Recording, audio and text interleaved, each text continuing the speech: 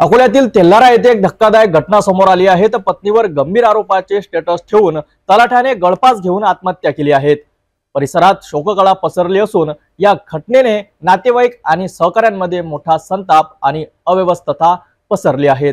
अकोल्यातील तेल्हारा तहसील अंतर्गत हिवरखेड येथे कार्यरत असलेले तलाठी शिलानंद माणिकराव तेलगोटे यांनी पत्नीवर गंभीर आरोप करत गळफास घेऊन जीवन संपवलं।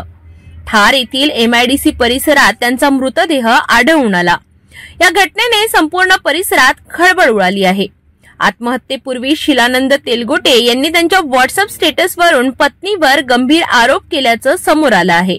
मात्र या आरोपांचं स्वरूप नेमकं काय होतं आणि त्यामागचं कारण काय होतं याचा पोलीस कसून तपास करीत आहेत। शिलानंद तेलगोटे हे अत्यंत मनमिळाऊ आणि सर्वसामान्यांशी चांगले संबंध ठेवणारे म्हणून परिचित होते। त्यांचं अचानक असं पाऊल उचलणं अनेकांना धक्का देणारं ठरलं। नातेवाईक, मित्रमंडळी आणि सहकारी अजूनही या घटनेमुळे सुन्न झाले आहेत।